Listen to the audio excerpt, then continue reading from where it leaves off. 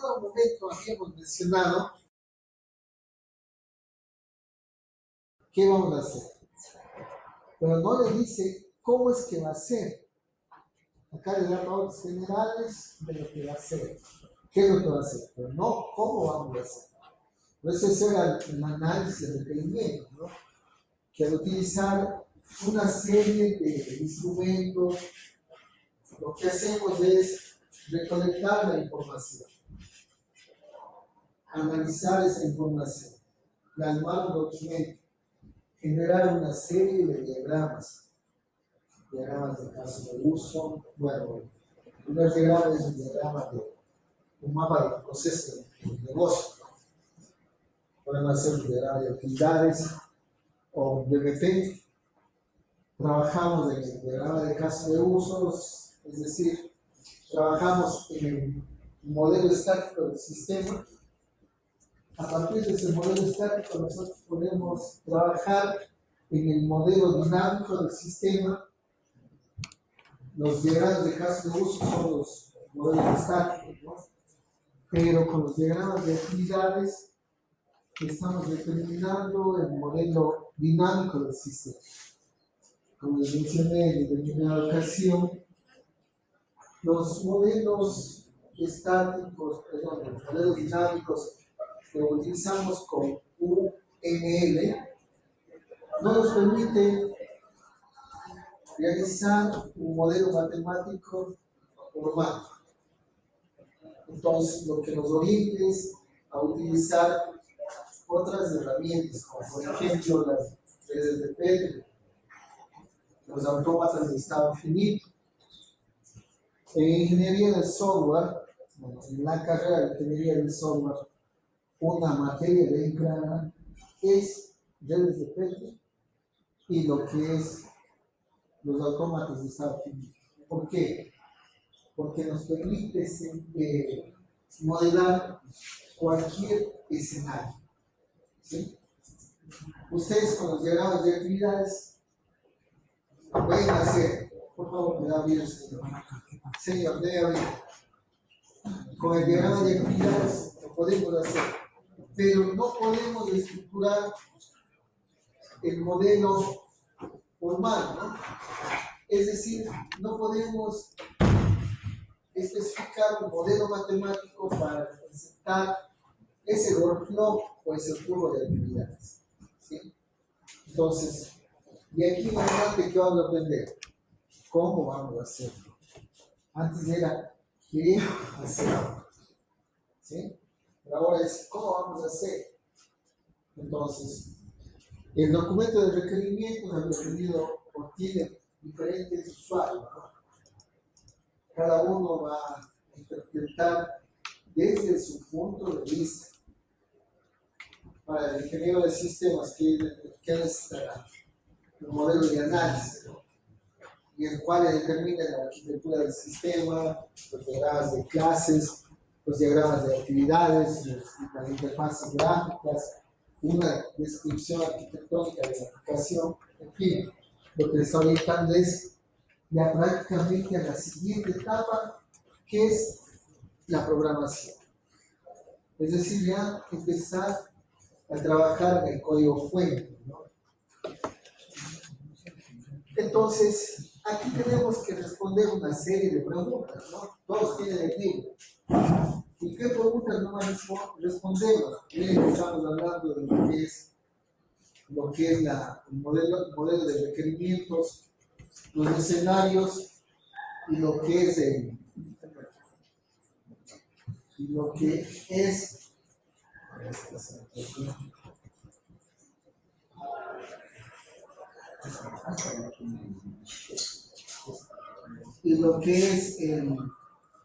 las clases de análisis, ¿no?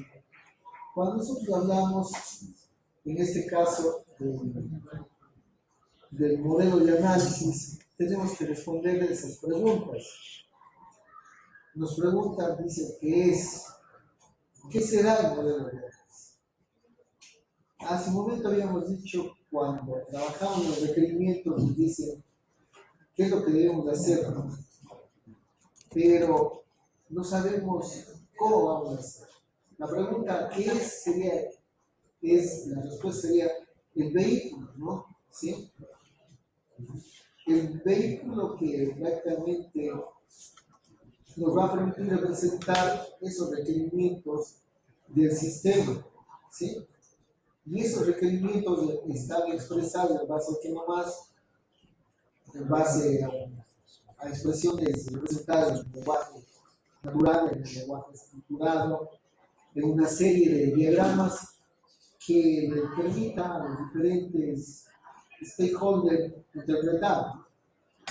Cuando decimos, ¿quién lo hace? En el caso de ustedes, ¿quién lo hará? ¿Ustedes qué van a hacer? Ingeniero del sistema, ¿no? Pero como ingenieros de sistemas, ¿qué saben hacer? Compañeros dicen nada.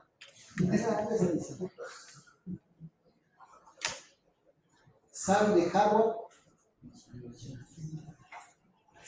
¿Saben de software? ¿Saben de redes? ¿Saben programar? Sí. Entonces, miren, nuestra área es amplia, ¿no? ¿Sí? En el caso de una ingeniería de software, ¿quién lo haría? El ingeniero del software, ¿no? Lo hace el ingeniero del software. En nuestro caso, lo vamos a hacer como ingeniero de sistemas.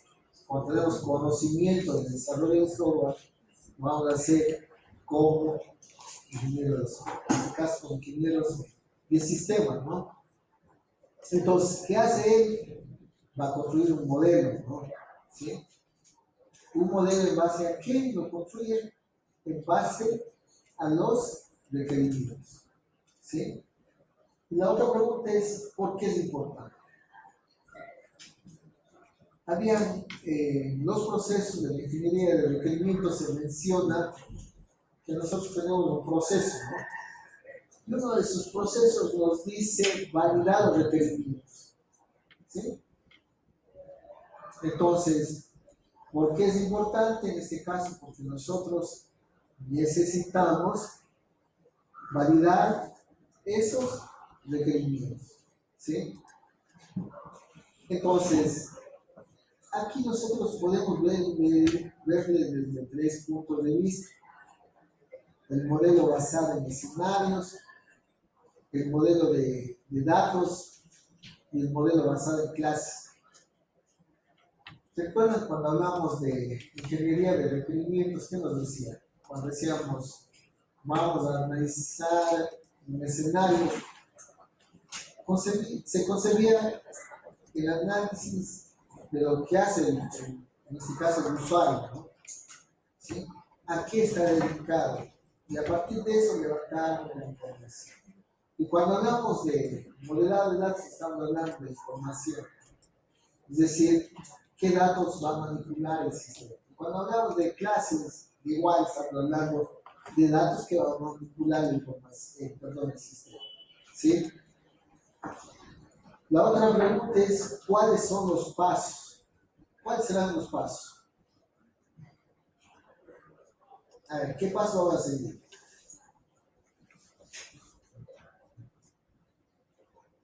¿Cuáles serán los pasos? A ver, ¿quién me ayuda? Bueno, cuando nosotros trabajamos en este caso con lo que es los modelados, debemos determinar, en este caso, cuál es la información que vamos a manipular, cómo podemos ilustrar esta información, es decir, si nosotros estamos hablando de conceptos, por ejemplo, un concepto, modelo de equidad de relación, una base de datos lo podemos representar mediante un diagrama. ¿Qué diagrama? Un diagrama de la relación. ¿Sí? Y si hablamos de clases en UML, los datos también los podemos representar mediante un diagrama. ¿Cómo es ese diagrama? ¿Cómo le conocen? Un diagrama de clase. ¿Sí? Y si ustedes recuerdan, lo que era el proceso unificado racional, habíamos mencionado que trabajamos en diferentes modelos, ¿no? Modelo de análisis, modelo de diseño, modelo de programación, modelos de pruebas y modelos de despliegue, diferentes modelos que cada uno representa un punto en el tiempo del proceso de desarrollo del software, ¿sí? Entonces aquí lo que nos estamos orientando es a trabajar en los diferentes modelos. La siguiente pregunta, ¿cuál es el producto final? ¿Cuál será el producto final? Tener un modelo de requerimiento, ¿sí?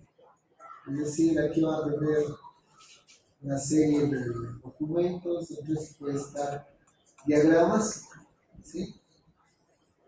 Que van a representar cada uno de los aspectos del sistema. En la siguiente, ¿cómo me aseguro de que lo hice bien? ¿Cómo se aseguran de lo que hemos trabajado está bien? ¿Qué debo de hacer? Revisiones, ¿no es cierto? ¿Revisiones para qué? Para saber si son correctos, si están completos, si son consistentes, ¿no? ¿Sí? Es decir, aquí debe reflejar la necesidad de las personas que están participando en el proceso de desarrollo.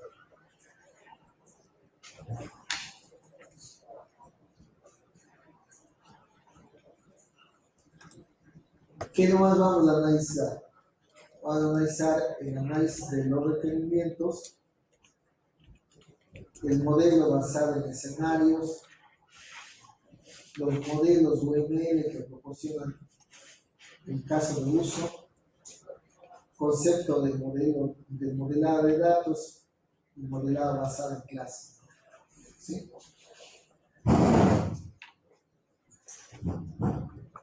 Análisis de requerimientos. Martín, ¿qué es lo que nos dice acá? El análisis de requisitos genera la especificación de características operacionales del software. Nos está diciendo los servicios, las restricciones que va a prestar el producto, su limitación. Eso nos decía, interfaz del software con otros elementos del sistema y establece las restricciones que quiere el software. Permite al ingeniero de software construir elementos que representan escenarios del usuario, actividades funcionales, clases del problema y sus relaciones. ¿Qué nos está diciendo acá? Usted, mediante los diagramas, lo que va a poder especificar es las descripciones de las funcionalidades de los servicios. A ver, recordemos, teníamos tipos de requerimientos, ¿no? Requerimientos de ámbito, de usuario y de sistema. ¿Sí? De ámbito, ¿qué son? Clases de entidades, ¿cierto? Clases generales que nos identifican las entidades básicas de la aplicación. ¿Sí? Cuando hablamos de requisitos de usuario, a nivel general, las necesidades de los usuarios. Cuando hablamos de requisitos de sistema, a nivel de detalle, la descripción de los requerimientos de los usuarios. Estamos conscientes que a partir de los requerimientos del usuario salen los requerimientos del sistema. Sí recordamos, ¿no? ¿Sí? Recordarán. La especificación de requisitos ofrece al desarrollador al cliente los medios para evaluar la calidad una vez construido el software. Recuerda, el documento de requerimientos es medio para establecer un contrato, ¿no? ¿Sí? Y es el medio para validar la funcionalidad del producto. ¿Sí? Generamos los requerimientos. Tenemos el documento de requerimientos, con eso firmamos el contrato. ¿Sí? Cuando vamos a entregar el producto, tiene que antes ir revisando que los requerimientos se hayan cumplido, ¿no? O que esas funcionalidades del sistema estén en el producto, ¿sí? Entonces, de ahí venían los otros tipos de requerimientos, ¿no? Requerimientos funcionales, requerimientos no funcionales, etc. Acciones de los requisitos, ¿sí? Bueno, aquí vemos que los requisitos cumplen una serie de papeles, ¿no? Una serie de roles. Entonces, para que se den estas acciones vamos a tener diferentes tipos de modelos, ¿no? ¿Cuáles son esos modelos? El modelo basado en el escenario de los requisitos. ¿Recuerdan cuando comentamos en el libro del soberano? ¿El escenario qué es? Es el trabajo que hace el usuario de esa actividad o de ese proceso. Tenemos claro qué es el proceso. Si tienen claro lo que es el proceso, ¿qué era un proceso? ¿Qué sería? Entrada, insumos, procesamos de insumos y tenemos una salida, pero internamente trabajamos en un conjunto de actividades, tienen un fin, tienen un objetivo. ¿Sí? Entonces, ese proceso tiene un conjunto de actividades internas, ¿no? Ese proceso es lo que maneja esa información. Esas actividades manejan información. Entonces, a esos procesos lo podemos representar con una serie de diagramas. ¿Sí? Diagramas estáticos puede ser el diagrama de casos de uso o el diagrama de actividades. Los dos diagramas nos permiten modelar la parte estática de los procesos. Y si queremos saber sobre la dinámica de las actividades, utilizamos los diagramas de actividades. Bueno, acá decimos actividades, ¿por qué? Porque utilizamos líderes, ¿no? ¿Sí? Y acá, en el diagrama de actividades, nos decimos el diagrama de carril. ¿Sí? Ustedes han visto, bueno, nadar en la piscina, ¿no? Existen carriles porque cada nadador se dirige por ese carril, ¿no? Entonces, un diagrama de actividades está por eso, ¿no? ¿Qué nos dice? Desde el punto de vista de distintos autores del sistema, ¿no? Entonces, los procesos tienen propietarios, ¿no? ¿Sí? Cuando hablamos del proceso de facturación, hay alguien responsable de ese proceso. Proceso de producción, hay responsables. ¿Sí? Ellos interactúan sobre las actividades. Entonces, por eso nos lo está diciendo aquí, desde el punto de vista de distintos autores. No autores, actores, son diferentes. Del sistema. Modelo de datos que ilustra el dominio de información del problema. Si nosotros trabajamos con un análisis orientado a objetos, ¿sí? Mi modelo de datos lo podría representar como un diagrama de clase, ¿no? ¿Sí? Cuando hablamos del dominio, estamos hablando de la arquitectura de la aplicación. Entonces tendré que buscar cuáles son las clases o las entidades fundamentales para esa aplicación. Y a partir de esas entidades, el sistema va a transformar información. El modelo orientado a clases, que hablamos de orientación a objetos. ¿Cuál es la finalidad de la orientación a objetos? ¿Por qué trabajamos con objetos? A ver, preguntemos, a ver, señorita Méndez, ¿cuál será la finalidad de la orientación a objetos?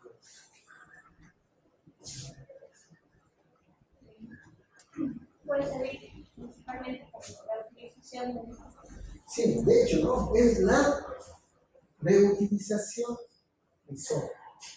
¿Sí? Miren que nosotros podemos crear componentes reutilizables, no necesariamente componentes. Podemos crear clases, módulos o sistemas completos que se puedan reutilizar dentro del mismo ámbito del sistema, ¿no? Cuando hablamos dentro del mismo ámbito, tratamos de indicar que sea el software que se adapte a un mismo ambiente, ¿no es cierto? Por decirles, si estamos hablando de medicina, debe estar orientada la reutilización a la medicina. Si estamos hablando de lo que es la educación, a la educación. Las veces que sean necesarias.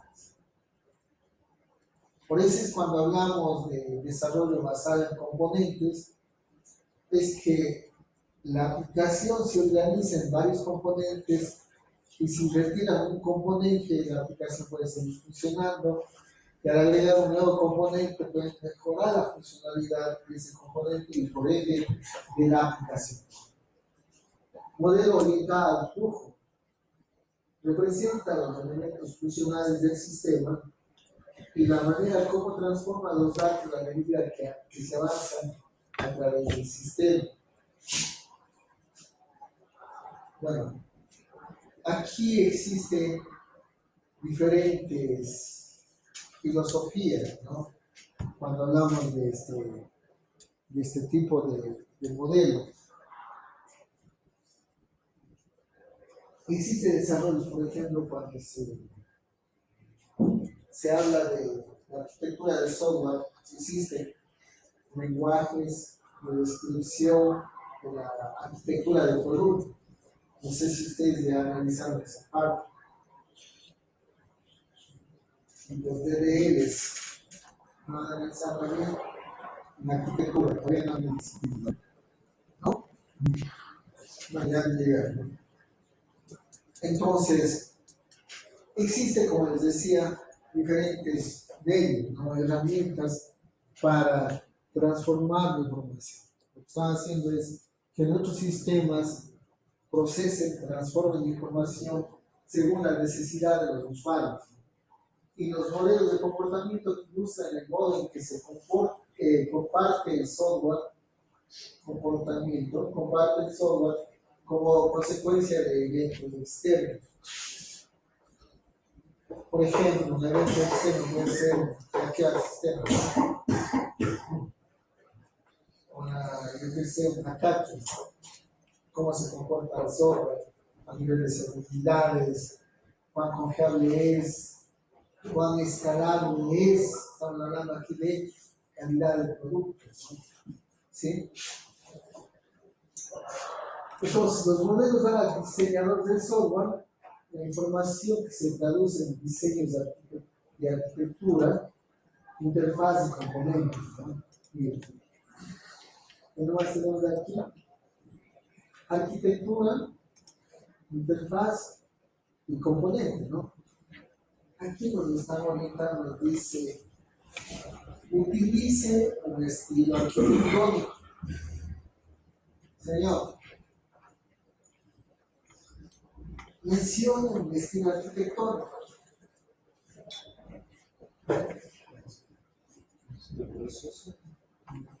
Un estilo arquitectónico.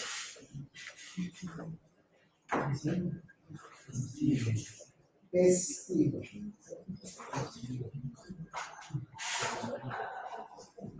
Todo lo que estoy diciendo está en el libro, ¿no? ¿Sí? Vean, si en el libro ahí está todo lo que estoy diciendo. La ventaja o la desventaja es que es en español.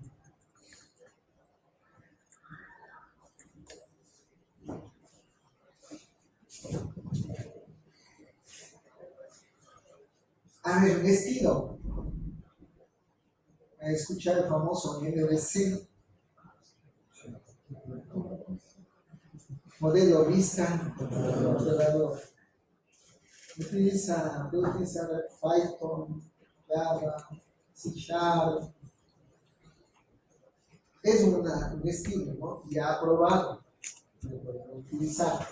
¿Sí? Eso es nuestra disciplina, que se traduce en diseños de arquitectura, que dice, utilice algún estilo arquitectónico.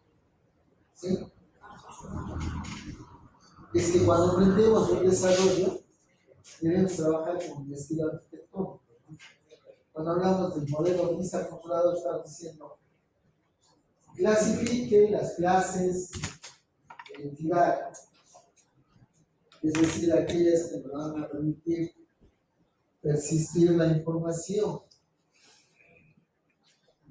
Utilice las clases que van a permitir presentar en la interfaz del usuario con diferentes clientes.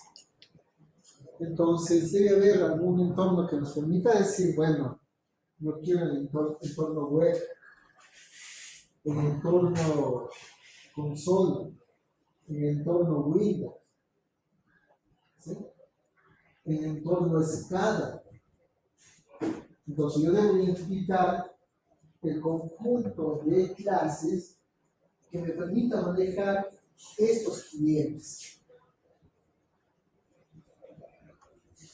Y cuando hablamos de componentes, estamos hablando de diferentes módulos, pero falta otro componente del MVC, el controlador, ¿no?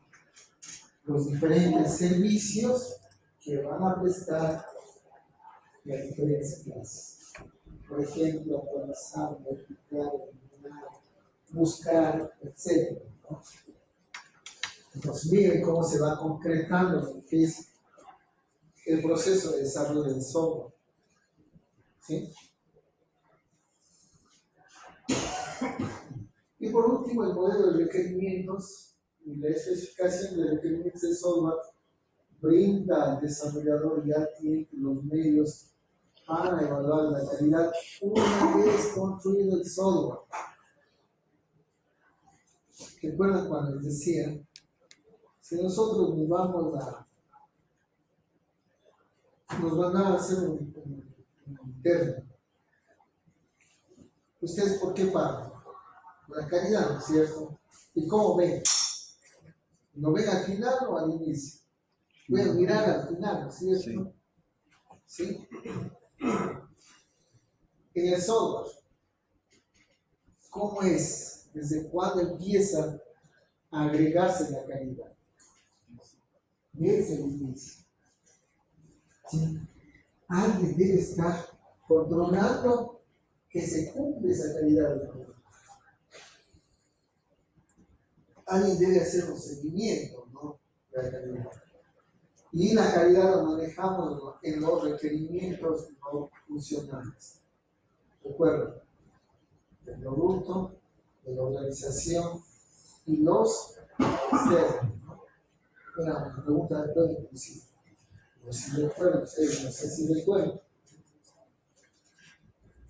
Tenemos objetivos y la filosofía en general, ¿no? Entonces, miren, el modelo de análisis ha de cumplir ese objetivo, ¿no? Describir, aquí es con verbo activo, ¿no? Describir lo que requiere es el documento de especificación de requerimiento, ¿no? Establecer una base para la creación de un diseño de software. A partir de ese documento de especificación de requerimientos, vamos a establecer la base, ¿sí? Para el diseño del software. Es decir, si los requerimientos nos dicen qué queremos, acá vamos a establecer el cómo vamos a hacerlo, ¿sí? Debemos definir un conjunto de requisitos que puedan validarse una vez construido el software. Realmente estamos repitiendo, ¿no? El documento de especificación nos sirve para el contrato, para la firma de un posible contrato y a la vez para esto, ¿no? Para validar, ¿sí? Aquí tenemos dos partes, ¿no? El cliente y el proveedor. El cliente es el que nos contrató a nosotros, desarrolladores del software.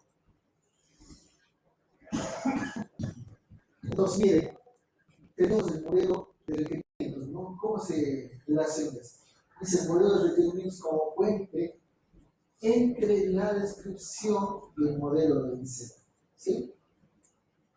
Recuerdan, la descripción de requerimientos, de todo el requerimiento nos daba los diagramas, el texto nos da el qué queremos, y acá en el modelo de diseño vamos a saber el cómo vamos a trabajar en ese desarrollo de software. Aquí tenemos una serie de reglas que debemos seguir para trabajar en el modelado y análisis, ¿no?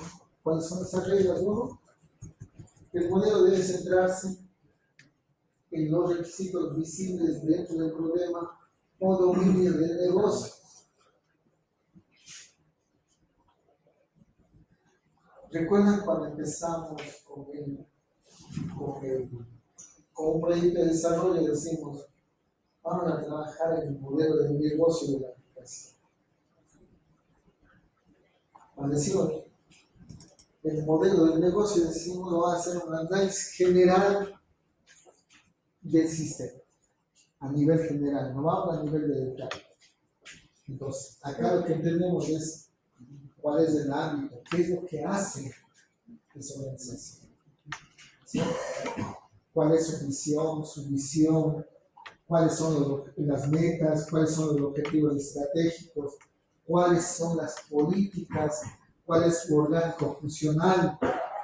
Realizamos un mapa de procesos, trabajamos en una cadena de valor y documentamos eso, ¿sí? Y de aquí podemos sacar las entidades generales de la aplicación. Estamos claros, ¿no? Pues por eso nos dice, nos debemos centrar en los requerimientos visibles. Entonces, ¿cuáles son los requerimientos visibles? Aquí todos los procesos, ¿no? En el cual nosotros vamos a trabajar para resolver el problema si no estamos en clase. Recordarán, los procesos con los que vamos a trabajar en el sistema. Los procesos que manejan información. Internamente, ¿qué tienen? Actividades. ¿Qué manejan las actividades? Un proceso será un módulo de un sistema grande. ¿Sí o no? No. Por ejemplo, el módulo de personal, control de personal, puede llevar un programa manual, ¿sí? Podemos automatizar. ¿Sí? Entonces, cuando nos dice vaya y busque a nivel general, en este caso, los requerimientos visibles. Cada elemento del modelo de requerimientos debe agregarse al entendimiento general de los requerimientos del software y dar una visión del dominio de la información de la función y del comportamiento del sistema. Busque las clases generales de la aplicación. Busque los requerimientos generales, ¿sí?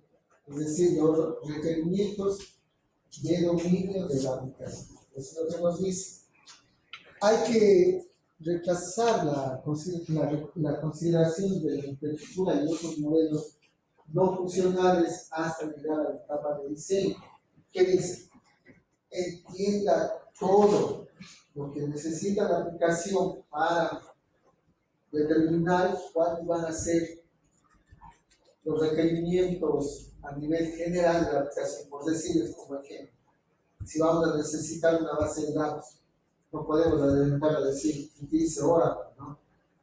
¿Sí? O utilice MySQL o Postgres, no nos podemos adelantar. ¿Por qué? Porque usted debe entender cuál es la cantidad de transacciones que va a manejar el sistema, ¿sí? ¿Y cómo sabe usted cuál es esa cantidad de transacciones que maneja el sistema? Pongamos un ejemplo, facturación. ¿Cómo sabrán ustedes la cantidad de transacciones que maneja la facturación? ¿Qué van a hacer? Ya les decía, ¿no? Vamos a levantar la información. ¿Cómo levantamos? Utilizando documentos, ¿no? ¿Sí?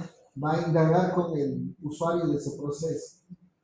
Una vez que indaga, revisa los documentos que utiliza él, ¿cierto? Por ejemplo, facturación.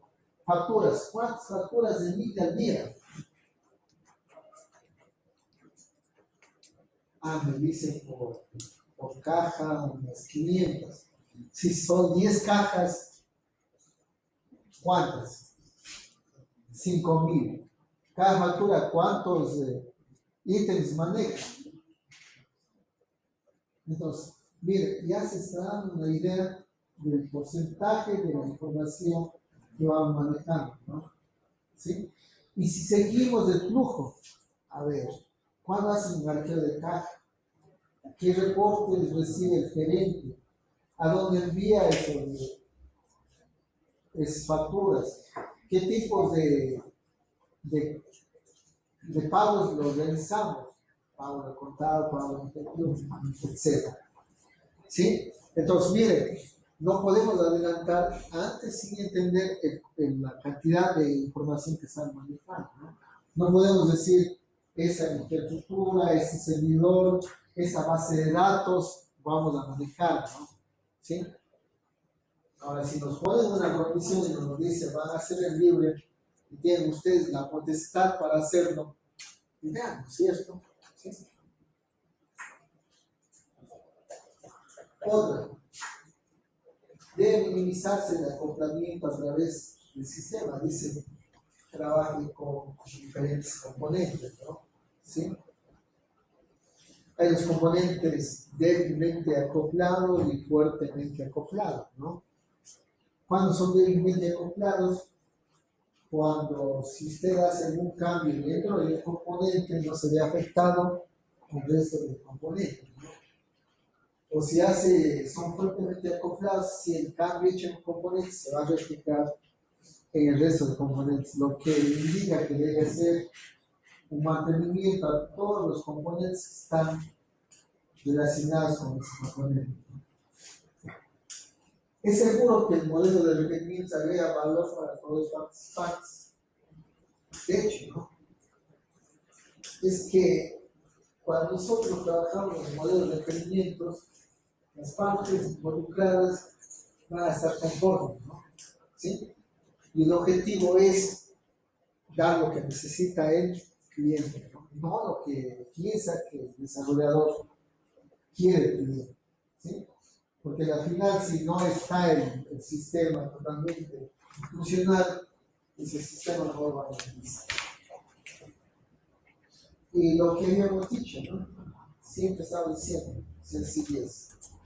Mantenga el modelo tan sencillo como sea posible, ¿sí? Análisis del dominio. ¿Qué nos dice el análisis del dominio?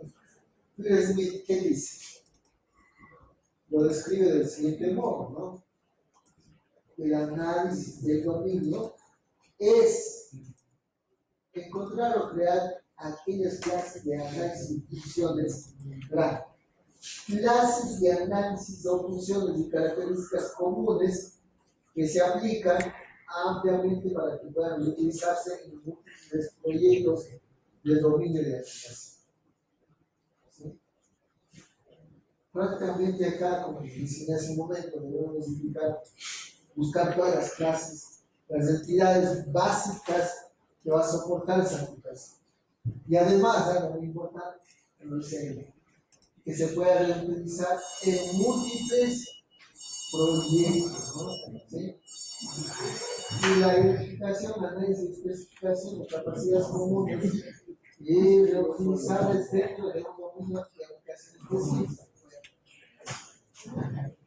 Hay que darlo. Mañana se termina, no se preocupe. Mañana se termina el capítulo. Así es que estén felices, que ya se acabó la hora.